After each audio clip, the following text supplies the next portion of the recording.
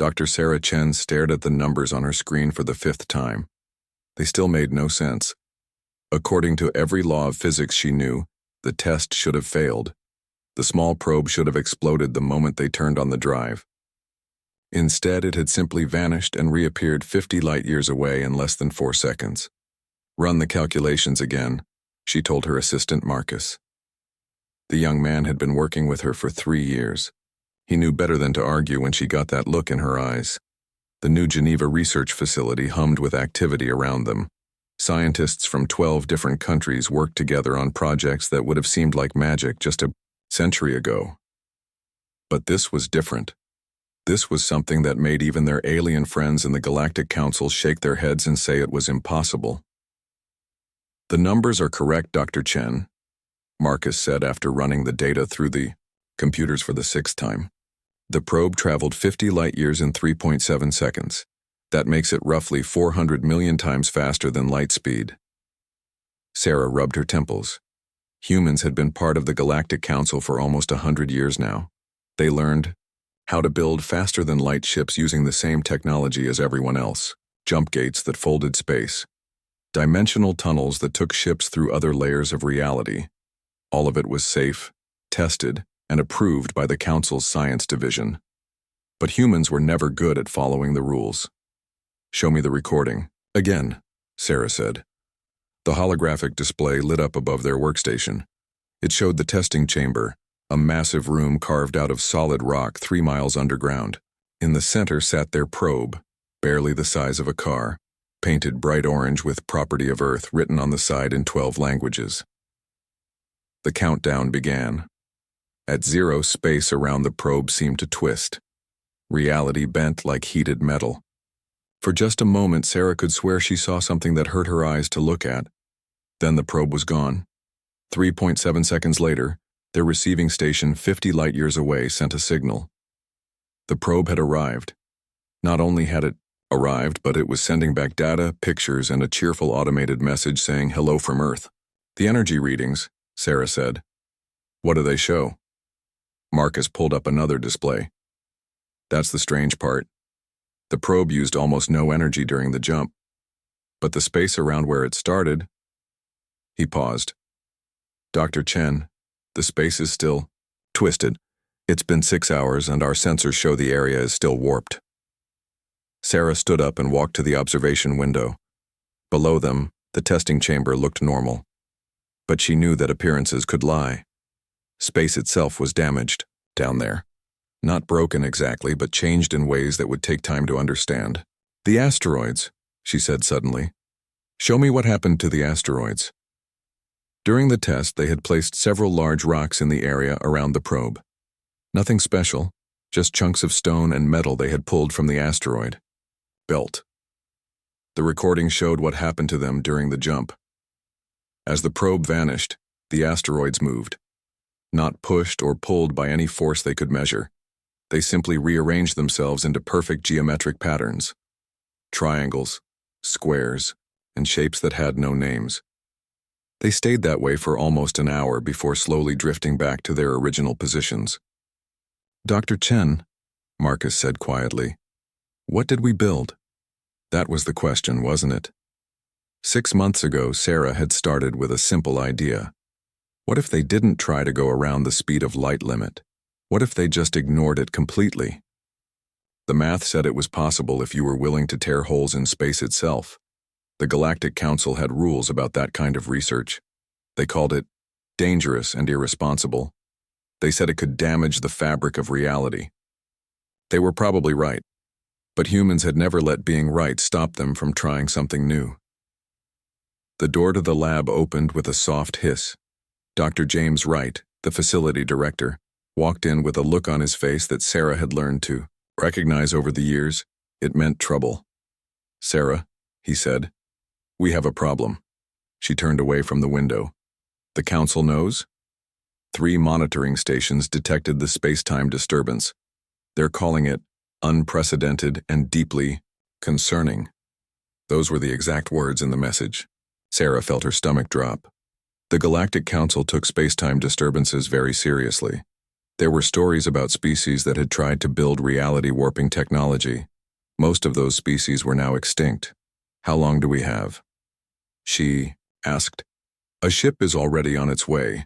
Ambassador Kethvar himself. He'll be here in 2 days. Ambassador Kethvar was not someone you wanted asking questions about your research. He was old, even by the standards of his long-lived species. He had been around when the Council wrote the laws about dangerous technology. Some people said he had written those laws himself. What do we tell him? Marcus asked. Dr. Wright looked at both of them. We tell him the truth. We built a faster-than-light drive that doesn't use any of the approved technologies. We tested it successfully, and we have no intention of stopping our research. That's going to make him very unhappy, Sarah said. Probably, but lying to the Galactic Council is worse than making them unhappy. Sarah looked back at the test chamber below. Her probe was still out there, 50 light-years away, sending back data about a star system no human had ever seen before. In less than 4 seconds, they had reached a place that would have taken their fastest ships 6 months to get to using conventional drives. The implications were staggering. If they could build a larger version of the drive, they could explore the galaxy like never before. They could reach distant worlds, meet new species, and expand human civilization across the stars. But there was something else. Something that worried her more than Ambassador Kethvar or the Council's laws. The way space had twisted during the test, the geometric patterns the asteroids had formed, the readings that showed reality itself was still healing from what they had done. Dr. Chen, Marcus said, bringing her back to the present. The probe is sending new data. She looked at the latest transmission. The probe had deployed its sensors and was scanning the system it had reached. 3 planets, 2 gas giants, and something else. Something that didn't match anything in their databases. What is that? She asked, pointing at the anomalous reading. Marcus enhanced the image. Where there should have been empty space, the sensors showed a structure, perfectly geometric like the patterns the asteroids had formed. But this one was huge, larger than Earth's moon. I don't know, Marcus said. It's not made of any material we recognize. It's not giving off heat or light. It's just there. Sarah stared at the image. They had torn a hole in space to reach this system, and they had found something that looked suspiciously like the geometric patterns their experiment had created. Dr. Chen, Dr. Wright said, Ambassador Kethvar just sent another message. He's not coming alone. He's bringing a full science team, and what he calls appropriate security measures. That meant warships. The Council was taking this seriously enough to send warships to Earth. How much time do we need to pack up the research? Sarah asked. Pack up? Dr. Wright looked surprised. We're not packing up. We're going to show the ambassador what we built. We're going to explain how it works, and we're going to convince him that humanity deserves to use this technology. Sarah looked at her colleagues. They were brilliant people, but sometimes they didn't understand how the galaxy worked. The Council didn't negotiate about dangerous technology. They confiscated it, and species that refused to cooperate sometimes found themselves under protective supervision. But maybe that was okay. Maybe it was time for humanity to stop asking permission and start showing the galaxy what they could do. All right, she said. Let's get ready to make history. Ambassador Kethvar stood on the bridge of the massive Council ship Eternal Harmony and tried to understand what the humans thought they were doing. His 4 eyes, each adapted to see different spectrums of light, focused on the small human vessel, floating 2,000 kilometers away. The ship was called Defiant. The name alone told him everything he needed to know about human attitudes toward authority. This is a waste of time, said Council physicist Zarthul. The tall, crystal-like being had spent 3 days studying every piece of data the humans had provided. They claim to have built a drive that moves faster than our best technology, but they refuse to explain how it works. They just keep saying we need to see it to believe it. Kethvar had lived for over 800 years. He had seen dozens of species join the Galactic Council. Most of them were respectful, grateful to learn from older civilizations. The humans were different. They asked too many questions, broke too many rules, and seemed to think that being clever gave them the right to ignore safety regulations that had kept the galaxy stable for millennia. Captain Santos, Kethvar said into his communications device, "We are ready to observe your demonstration. Please proceed carefully and follow all safety protocols." The voice that came back was distinctly human. Female, confident, and slightly amused. "Understood, Ambassador. Beginning jump sequence now." Around them, the Council's best scientific instruments focused on the human ship. Representatives from 15 different species watched from the observation deck. They had all heard the reports about the space-time disturbance. Most of them had come to see the humans embarrass themselves. Kethvar hoped they were right. The alternative was too dangerous to consider. "Jump sequence initiated," Captain Santos announced. "Destination, Rigel 7. Distance, 47 light-years. Estimated travel time using Council technology, 6 hours, 14 minutes. Estimated travel time using human technology, 4 seconds. Several of the observers laughed. Zarthul made a sound that, in his species, indicated extreme skepticism. Only Kethvar remained silent. He had learned not to underestimate humanity's ability to surprise everyone. On the main screen, the Defiant began to glow with an energy signature unlike anything in the Council databases. The space around the ship started to distort, like heat waves rising from hot metal. "Energy buildup is unlike anything we've seen," reported the ship's science officer. "The readings don't match any known propulsion system." The distortion around the Defiant grew stronger. Reality itself seemed to be bending, folding in ways that hurt to look at. Kethvar felt his stomach turn as his brain tried to process what his eyes were showing him. Then the Defiant was gone. Not just invisible. Gone.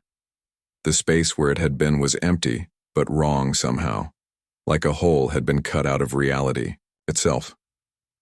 "Scanning for the ship," the science officer called out. "No readings at..." "Wait." The main screen flickered and changed. Now it showed a star system 47 light-years away. The automated monitoring station at Rigel 7 was transmitting data. "Ship detected at Rigel 7, the science officer announced. His voice was carefully controlled, but Kethvar could hear the shock underneath. "Arrival confirmed at..." "That can't be right." "What is it?" Kethvar demanded. "Sir, the Defiant arrived at Rigel 7 2.3 seconds before it disappeared from here. According to our readings, the ship existed in both locations simultaneously for over 2 seconds. The observation deck fell silent. Zarthul's crystalline body began to dim, which happened when his species experienced extreme shock. Several other observers were making distressed noises in their native languages. "That's impossible," Zarthul whispered. "Apparently not," Kethvar said. The communication system crackled to life. "This is Captain Santos aboard the Defiant. Jump completed successfully.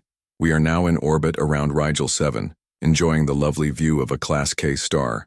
The trip took 3.9 seconds, which is actually a little slower than our last test. We might need to adjust the calibration." On the screen, they could see the Defiant orbiting a orange star 47 light-years from where they sat. The ship looked normal, undamaged. Captain Santos was chatting casually as if she had just driven across town instead of violating several fundamental laws of physics. "Captain," Kethvar said, his voice carefully steady, "please explain what just happened." "We jumped, Ambassador. We told our drive where we wanted to go, it tore a hole in space, and we stepped through. Simple as that." "You arrived before you left," Zarthul said. "You existed in 2 places at the same time. You received a transmission from your own future." "Yeah, that was weird. Our communications officer got a message from herself saying, 'Hello,' from the future. She thought it was pretty funny." Kethvar looked at the readings from their instruments. The space where the Defiant had been was still twisted, still wrong. The fabric of reality bore scars that would take decades to heal. And the humans were treating it like an amusing side effect. "Captain Santos," he said, "please return to your original position immediately." "Already on our way back. Initiating return jump now." This time, Kethvar was watching more carefully. He saw the space around Rigel 7 distort on the long-range sensors. He saw the Defiant vanish from that distant star system. And 4.1 seconds later, the ship reappeared exactly where it had started. But the arrival was different. For just a moment, the Defiant seemed to flicker between multiple versions of itself. Kethavar counted at least 5 separate images of the ship overlapping in the same space before they collapsed into a single vessel. Jump completed, Captain Santos announced cheerfully. Total round trip, 47 light-years there, 47 light-years back in just over 8 seconds. Not bad for a Tuesday afternoon. The silence on the bridge stretched for long minutes. Finally, Zarthul spoke in a voice barely above a whisper. They don't understand what they've done. Kethavar activated his private communication channel to the Council emergency frequency. This is Ambassador Kethavar. I am declaring a Level 7 scientific emergency. Immediate response required. Level 7 emergencies were reserved for threats to galactic civilization. Kethavar had never declared one before. He had hoped he would never need to. Ambassador, Captain Santos called out, we'd be happy to give your science team a closer look at our drive system. We could arrange a tour of our ship, maybe answer some questions. That will not be necessary, Captain. Please remain in your current position and await further instructions. Sure thing. We'll be here. Kethavar looked at the data scrolling across his screens. The humans had built a drive that could travel faster than anything in the galaxy. They had created technology that could arrive at its destination before it left its starting point. They had torn holes in the basic structure of reality and seemed to think it was all perfectly normal. And according to the intelligence reports, they were already planning to install these drives on their entire fleet.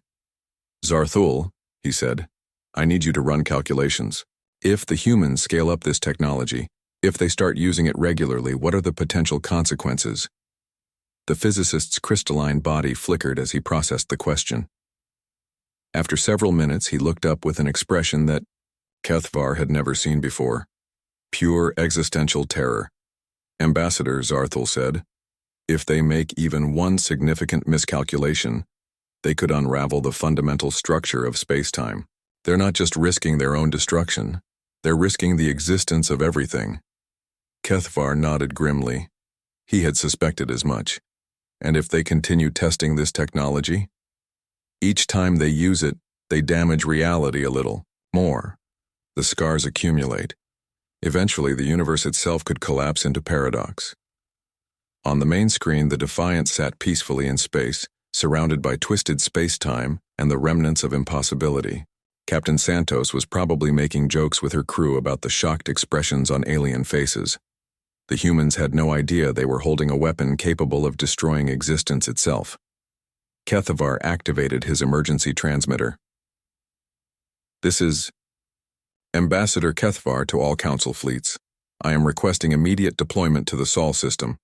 Authorization level, ultimate emergency. He had hoped humanity would mature enough to handle advanced technology responsibly. He had been wrong. Now he had to decide whether to save the galaxy from them or save them from themselves. Either way, the universe would never be the same. The Council chambers on Nexus Prime had never seen anything like this. In the 1,000-year history of the Galactic Council, emergency sessions were rare. Emergency sessions that called together every major species in the galaxy were unprecedented. Elder, Councillor Vexani looked out at the assembled representatives and felt something she had not experienced in her 400 years of life. Genuine fear for the survival of all existence. The chamber itself was a marvel of engineering. A massive sphere floating in space with seating for over 200 different species. Each delegation sat in environmental bubbles tailored to their specific needs. The Aquatic Confederacy floated in their water-filled spheres, while the Silicon Collective rested on specially heated platforms. The hive mind of Arcturus sent their thoughts through crystalline communication nodes. All of them were here because of humanity. The session will come to order, Vexani announced, her voice transmitted through the universal translators to every being in the chamber. We are here to address the unprecedented situation created by the human development of what they call a Void Ripper drive. A murmur ran through the assembly. Some species made sounds of concern. Others remained silent, but their biosignatures showed elevated stress levels. Ambassador Kethvar stood at the center of the chamber. His report over the past 3 days had shaken the Council's scientific establishment to its core. Now he had to explain the situation to political leaders who might not understand the technical details but would definitely understand the threat. Honored counselors, Kethvar began, I have spent the last 72 hours reviewing every piece of data from the human demonstration. I have consulted with our finest physicists, mathematicians, and temporal mechanics specialists. The conclusion is unanimous and terrifying. He activated the holographic display above the chamber. It showed the recording of the Defiant's impossible journey. The ship vanishing from one location and appearing at another faster than light itself could travel. The humans have not simply built a faster propulsion system, Kethvar continued. They have weaponized the fundamental structure of reality. Counselor Thrak of the warrior clans raised one of his forearms. Ambassador, we have seen many species develop new technologies. The Council has always found ways to integrate these advances safely into galactic civilization. Why is this different? Kethvar gestured to the display. Because this technology doesn't just break our understanding of physics, it breaks physics itself. The hologram changed to show the mathematical models that physicist Zarthul had developed. Even simplified for non-scientists, the equations were frightening. They showed cascading failures, reality loops, and something the physicist called existential paradox collapse. Each time the humans use their drive, Kethvar explained, they tear a hole in space-time. These holes heal, but they leave scars. The scars accumulate. If they continue using this technology on a large scale, the accumulated damage could reach a critical threshold. What kind of threshold? Asked Counselor Elix of the Trade Federation. The kind that unravels the universe. Silence fell over the chamber. Even the species that communicated through electromagnetic fields went quiet.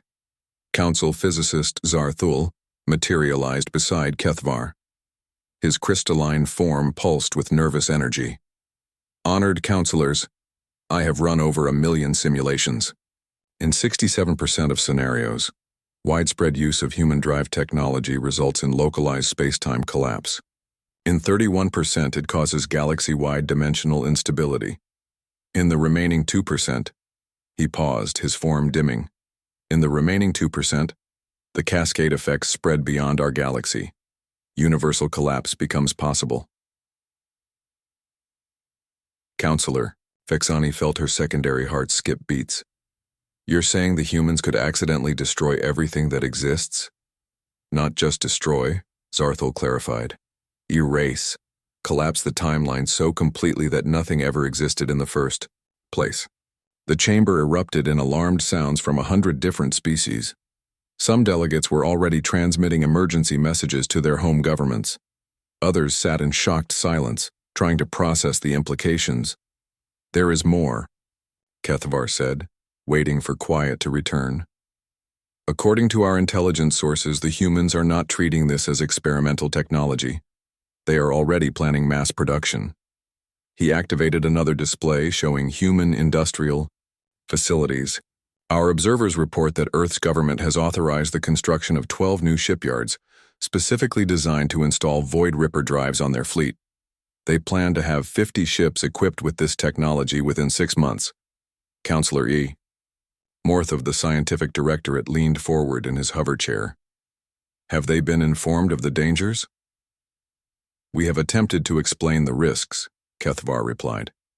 The human response was, and I quote, every technology is dangerous until you learn how to use it safely.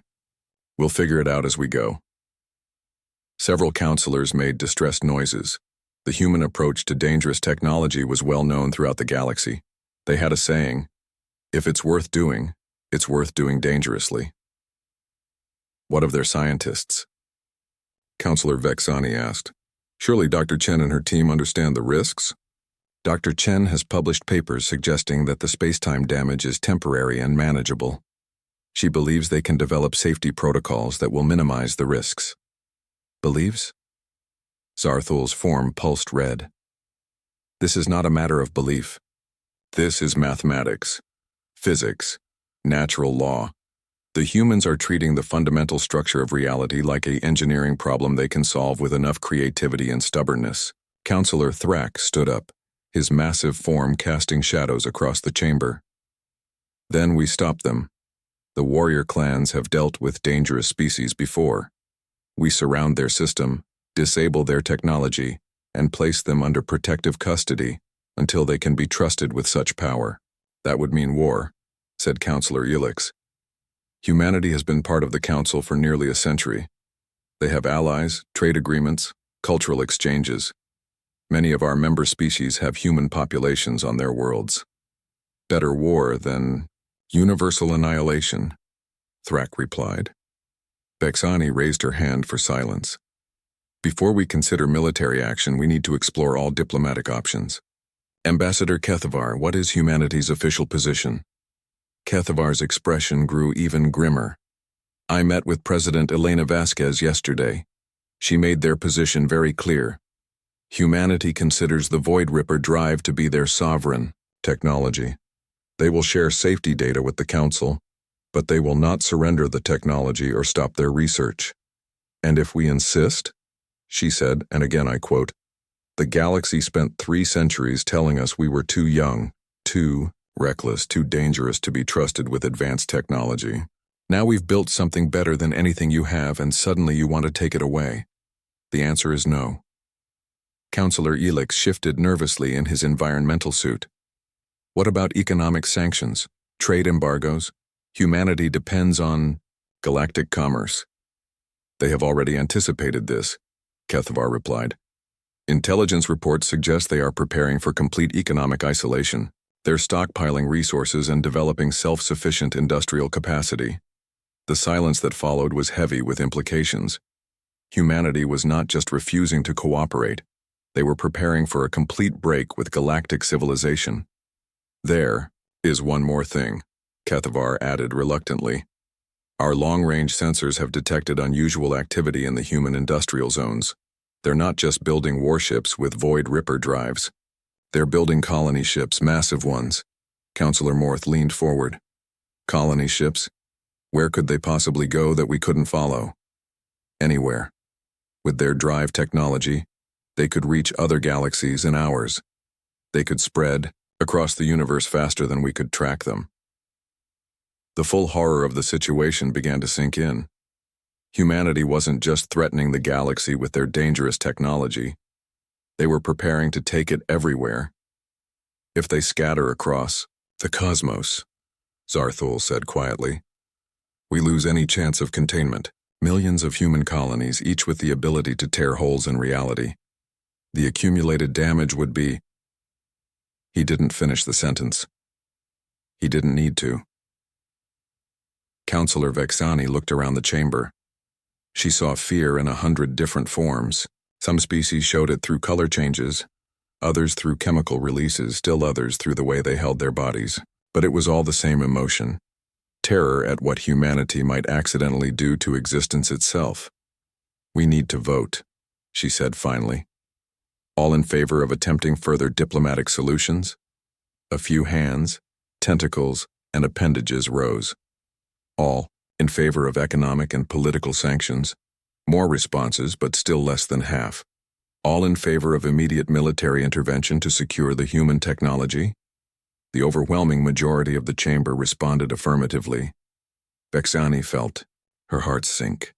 The Galactic Council, dedicated to peace and cooperation for over a millennium, had just voted to go to war with one of its own member species. The motion is carried, she announced. May the universe forgive us for what we are about to do. Admiral Chen Wei stood on the bridge of the Earth defense ship Indomitable and watched 3 alien fleets arrange themselves around Earth's solar system. Each fleet was larger than humanity's entire space navy. Together, they represented the combined military might of the Galactic Council. Ma'am, her communications officer reported, we're receiving transmission requests from the Council flagship. Ambassador Kethavar wants to speak with you. Chen Wei had been expecting this call for 3 days, ever since the alien ships had arrived under the pretense of protective observation. She was the older sister of Dr. Sarah Chen, the woman whose invention had brought this crisis down on humanity. She understood exactly what the Council wanted and why they were here. Put him through, she ordered. The main screen flickered, showing the familiar form of Ambassador Kethvar. His 4 eyes focused on her with what she had learned to recognize as deep concern.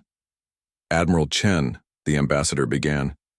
I hope you understand that the Council fleet is here as a precautionary measure. We have no desire for conflict. Ambassador, Chen Wei replied calmly, you have surrounded our solar system with warships. In human culture, we call that an act of war. We prefer to call it protective observation. The Council has serious concerns about humanity's new propulsion technology. We need assurance that it will be used responsibly. Chen Wei had read all the reports about the Council's fears. She understood their scientific concerns. But she also understood something the aliens seemed to miss. Humanity had spent 3 centuries proving they belonged among the stars. They had followed Council rules, adapted to alien customs, and contributed to galactic civilization. And now, the moment they invented something revolutionary, the Council wanted to take it away. What kind of assurance are you looking for, Ambassador? Kethvar's expression grew more serious. The Council requires that humanity surrender all Void Ripper technology for proper evaluation.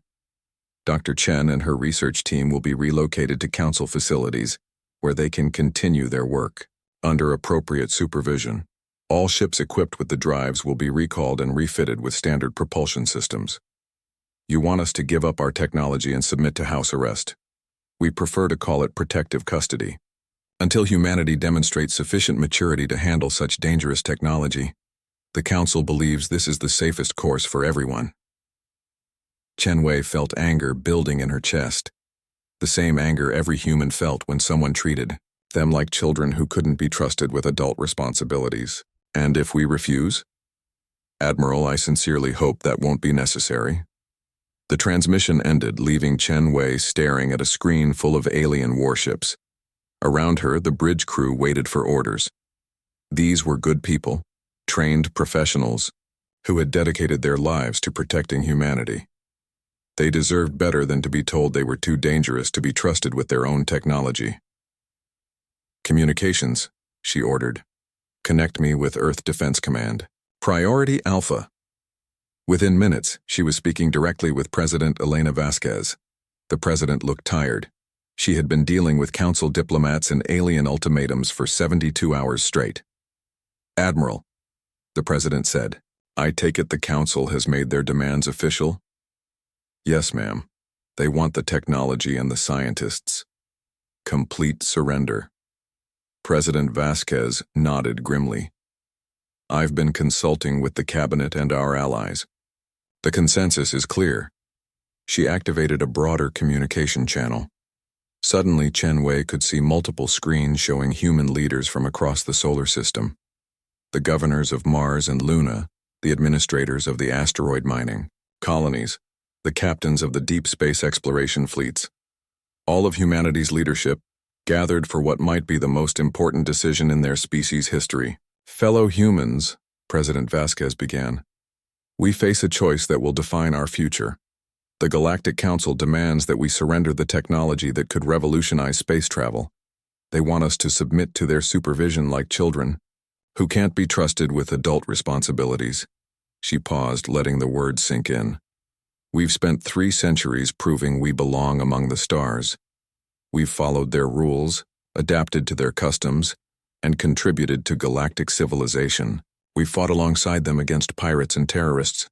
We've shared our art, our music, our culture. We've been good galactic citizens. The anger in her voice was building now. But the moment we innovate, the moment we create something they didn't invent first, they want to take it away.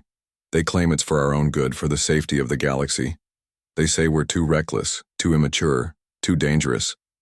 Chen Wei found herself nodding along with the president's words. I have a message for the Galactic Council, President Vasquez continued. Humanity rejects your demands. We will not surrender our technology.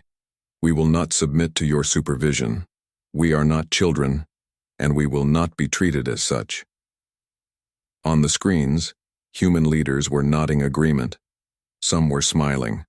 Others looked grim but determined. If the Council wants a fight, the president said, they'll get one. But they should remember something important about humanity. She leaned forward, looking directly into the camera. We don't just fight to win, we fight to survive. And when we're fighting for survival, we've never lost. The transmission ended, leaving Chen Wei alone with her thoughts. Around her, the bridge. Crew was preparing for what might be the most uneven battle in human history. 3 council fleets against humanity's modest space navy. On paper, it wasn't even close to being a fair fight, but humans had never worried much about fair fights. Admiral, her tactical officer reported, we're detecting movement in the outer system. New ships are arriving. Chen Wei looked at the tactical display. The icons appearing on the screen weren't council vessels. They were human ships, but not military ones. Those are colony ships, she realized, the new ones with Void Ripper drives. Over the next hour, 12 massive vessels appeared throughout the solar system. Each one was the size of a small city, equipped with everything needed to establish a new human civilization. Manufacturing facilities, genetic banks, cultural archives, and most importantly, the ability to travel to places the council could never follow. Ma'am, the communications officer said, we're receiving a message from the lead colony ship. The screen showed Captain Lisa Park, one of humanity's most experienced deep space explorers. Behind her, Chen Wei could see the massive bridge of a ship designed to carry 50,000 people to the stars. Admiral, Captain Park said, we're ready to begin Operation Exodus. Operation Exodus.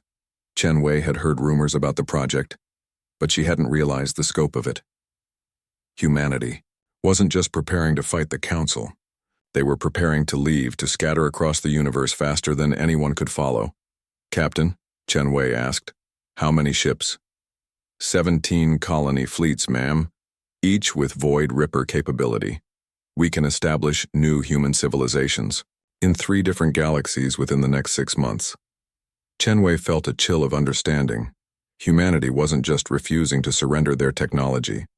They were preparing to take it everywhere. The Council isn't going to like this, she said. Captain Park smiled. The Council has spent the last century telling us we're too dangerous to be trusted with advanced technology. Now they want proof? We'll give them proof. On the tactical display, Chen Wei watched as the colony ships began to power up their Void Ripper drives. Space around each vessel started to distort, reality bending in ways that still made her eyes hurt to watch. This is Captain Park to all colony fleets, came the announcement over the general frequency. Operation Exodus is authorized. Destination, everywhere the Council can't follow us. One by one, the massive ships vanished. Not gradually, not with the slow acceleration of normal space travel. They simply ceased to exist in normal spacetime, tearing holes in reality as they departed for distant galaxies. Within 10 minutes, 17 colony ships carrying over 1 million humans had scattered across the cosmos, taking humanity's most dangerous technology with them. Chen Wei activated her communication system and sent a message to Ambassador Kethvar. Ambassador, this is Admiral Chen. I have a message from humanity. You wanted to know if we were mature enough to handle dangerous technology? The answer is yes.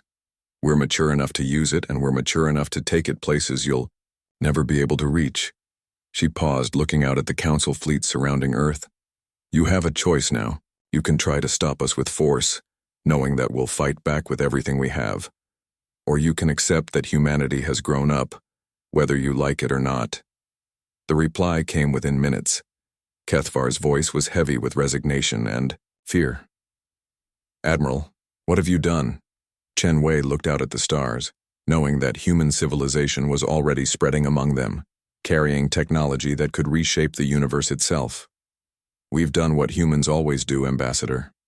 We've refused to be told we can't do something. Dr. Sarah Chen floated in zero gravity aboard the research station Prometheus, watching the Andromeda Galaxy slowly rotate outside her viewport.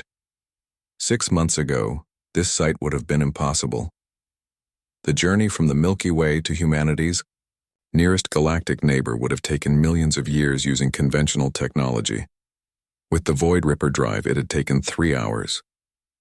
Dr. Chen, her assistant Marcus called from across the laboratory. We're getting another transmission from the Galactic Council. Sarah pushed off from the viewport and glided over to the communications console. The messages from the council had been arriving regularly for weeks now. Most were demands for humanity to return home immediately. Some were threats. A few were desperate pleas from scientists who wanted to understand how the drive worked. This message was different. It's encrypted with Council scientific protocols, Marcus reported. That means it's from their research division, not their government. Sarah activated the message. The hologram that appeared was physicist Zarthul, the crystalline being who had been so frightened during the demonstration 6 months ago. But now he looked different. His usual nervous energy was replaced by something much more disturbing, genuine terror. Dr. Chen, the message began, I am transmitting this in violation of council orders, but the situation has become too dangerous to ignore. My research team has been analyzing the space-time distortions created by your drive technology. We have made a discovery that changes everything. Sarah felt her stomach clench. The council had been predicting disaster from the moment they learned about the Void Ripper drive. She had hoped their fears were exaggerated. Your drives are not simply tearing holes in space-time, Zarthul continued. They are accessing something else. Something that exists in the spaces between realities. The hologram changed to show mathematical models and sensor readings. Sarah had seen similar data from their own experiments, but the Council's analysis was far more comprehensive. Each time you use a Void Ripper drive, you briefly open a connection to what we can only call the outside. There are entities there, Dr. Chen, conscious beings that exist in the spaces between universes, and they have noticed the holes you are creating.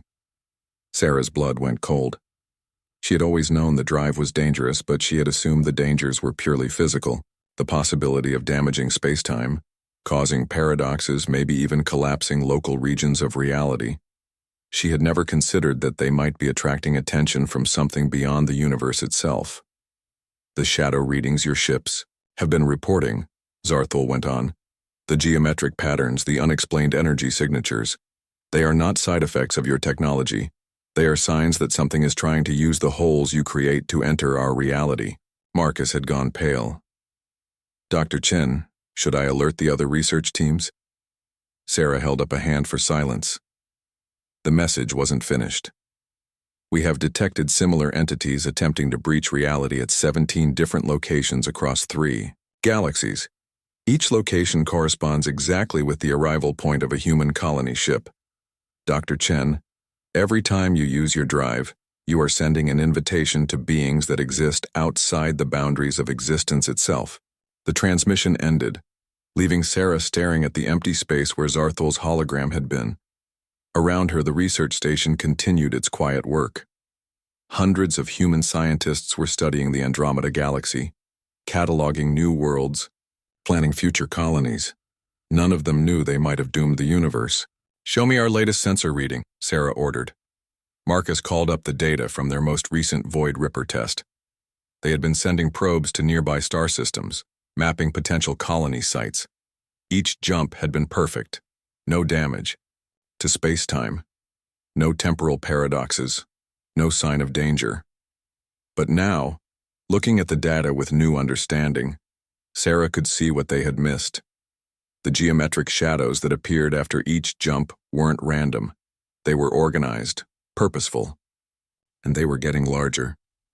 Marcus, pull up the readings from Colony Fleet 7, the one that established New Terra in the Triangulum Galaxy last week. The data appeared on her screen. The shadows around New Terra were enormous, structures the size of moons floating in the spaces between dimensions. As Sarah watched, she realized they weren't just floating. They were moving, organizing themselves into patterns that hurt to look at directly. Dear God, she whispered. What have we done? Her communications console chimed with an urgent priority message. This one wasn't from the Council. It was from Admiral Chen Wei, her sister, back in the Milky Way. Sarah, her sister's voice was tight with controlled panic. We have a problem. The Council fleets that were surrounding Earth have retreated. All of them. They're pulling back to what they call minimum safe distance. Sarah activated the live communication channel. What kind of minimum safe distance? 10,000 light years. Sarah, they're not just afraid of our technology anymore. They're afraid of us. Reports are coming in from council worlds near our colonies. Strange sightings, reality distortions, things that don't match any known physics. Sarah closed her eyes. The council had been right all along, just not in the way they thought. The Void Ripper drive wasn't dangerous because it might damage space-time. It was dangerous because it was attracting the attention of things that lived beyond space-time entirely. How bad is it, she asked. Bad enough that the council is evacuating entire star systems. They're calling it precautionary relocation, but Sarah, they're running. The most powerful civilization in the galaxy is running away from us. Sarah looked out at the Andromeda galaxy again. Somewhere out there, 17 human colonies were establishing themselves on new worlds. Each one was equipped with Void Ripper drives. Each one was unknowingly sending signals to entities that existed outside reality itself. Sarah, her sister continued, there's something else. The shadows around Earth are getting bigger. Our scientists think something is trying to push through, from the other side, something enormous.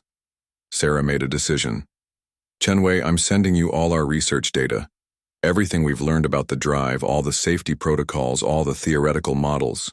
Maybe between us we can figure out how to fix this. Fix it how? I don't know yet.